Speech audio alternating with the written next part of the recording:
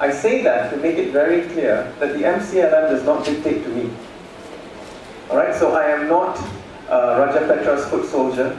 I am not Haris Ibrahim's stooge. I am none of those things.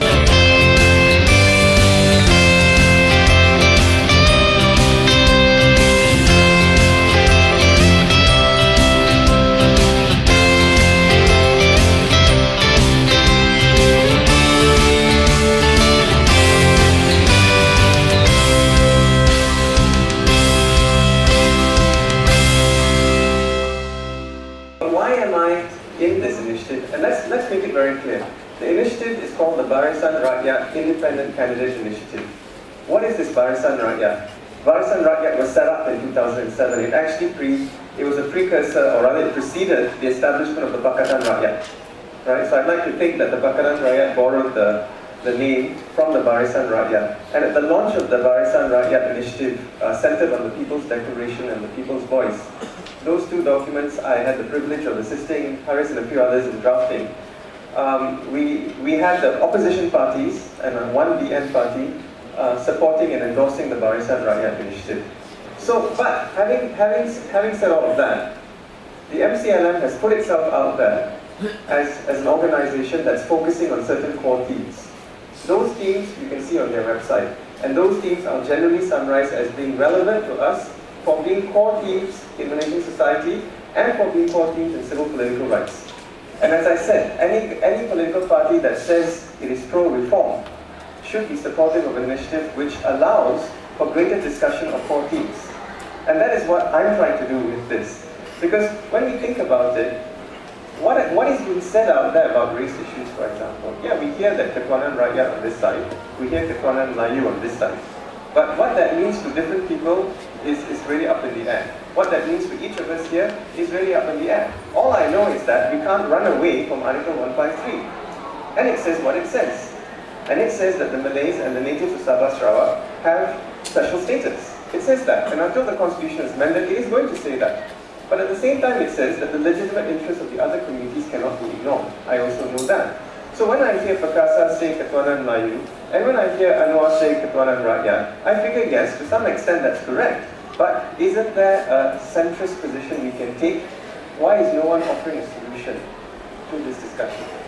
And the backgrounds that we have allow us to maybe do this a little bit more effectively and faster, in a way that maybe allows us to put it out there before the next election. So that if we do move towards a reform in some way or the other, whatever level of reform that may be, we can at least be sure that it's sitting on concrete foundations. Because right now, it isn't. And as much as I support calls for reform, I do. I still want to know how that works. You know, I don't want to feel that this call for reform is going to lead to an ISA operasi, or that call for this is going to lead to race riots. I don't want that. I want to know how it works. Right? And I don't think I speak alone. I'm alone in saying that. I think all of us want to know how it works. But if we say we will leave the political process to work itself out, then I think to some extent we are allowing ourselves to be held to ransom by the political process. But the key thing I'd like to underscore here is that what we hope to do with this initiative is to enrich the public discussion on reform, and in that way support the pro-reform agenda. I'm glad to note that at the Pakatan Convention, there were already discussions about the core themes they should be looking at. I mean, Haris alluded to the fact, I mean, this is his pride, I think, that maybe they responded to all the public discussion about the third force or whatever it is. I don't know, but I'm just happy that they did it. As a constitutional lawyer, the Constitution says what it says, right? So, the Malays and the natives of Sabah Sarawak have special status. It is that. But we have to see how these things can be balanced, so that all of us actually ultimately, as I said earlier, find a way to move forward constructively and deal with becoming a developed country and in a globalized economy. Practitioner at the bar, Mr. Srikant Pillai.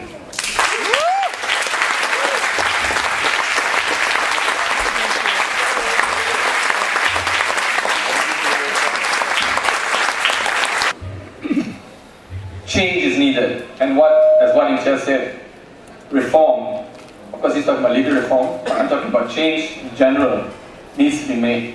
Because at this moment in time, I don't know where this country is going to be heading. And I really hope that I, and Inchas, of course, can make that change for you. And I hope this country will be moving forward to another level.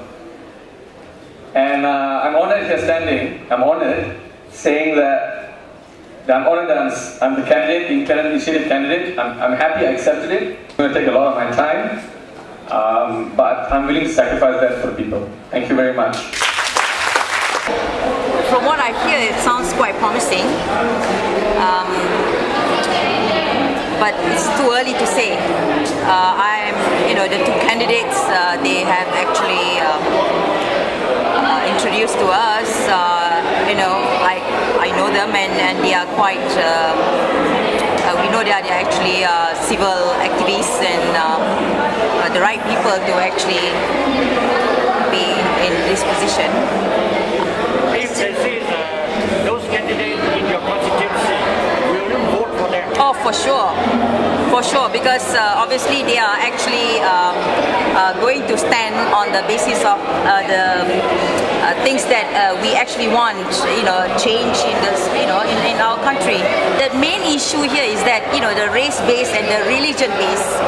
These are the two things that these candidates, I hope they will be aware of, because if they actually don't make a stand on the religion and the race thing, well, none of them will get my vote. But I know they are actually on the same plane as us. So I'm very happy actually about that. Thank you. Generally, there has been very positive comments, and of course, everyone has this concern about no three-corner fight, and that is something I think, as someone had suggested, I think Munir, that it's a matter of if all having the same objective to bring about the reform. I think that is something that we can work out.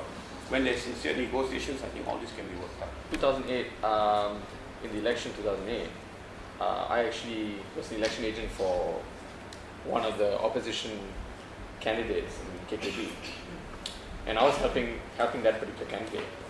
And as far as I've known and I've read and I've followed after the tsunami, after the 2008 election, the win that the opposition parties had, they were always saying this opposition party is for the people, it's pro-rakyat, everything's for the people, pro-rakyat, keep repeating it.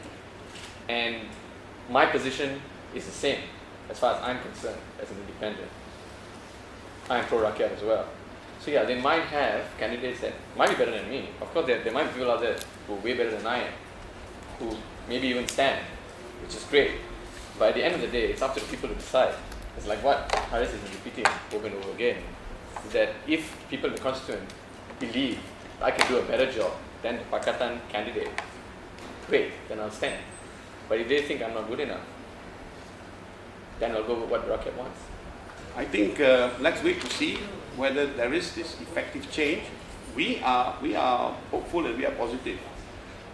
Sri has said this thing about you have no one to answer to is probably the mindset and mentality we've seen in Parliament for a long, long time.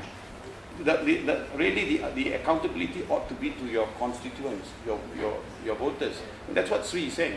Sri is saying he gets in, he's accountable to the very ones who voted him in. Kita sudah terbiasa dengan budaya politik yang ahli parlimen ataupun wakil seperti bos. Seperti bos membuat keputusan, mereka berada kat parlimen, mereka suka hati buat keputusan tanpa refer kepada tempat yang mereka wakili. Saya rasa sudah tiba masanya dekat peringkat kita perlu kepada proses politik yang lebih segar. Sebagai contoh, jika ingin melibatkan polisi-polisi negara, tak salah kalau dekat peringkat mereka yang berada di parlimen untuk serahkan referendum kepada rakyat. Betul.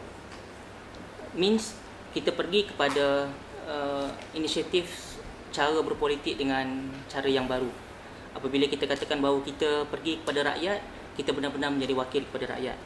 Bukan menjadi bos, bukan menjadi tuan, dan bukan juga menjadi pemutus, semata-mata pemutus kepada polisi-polisi dasar kepada rakyat.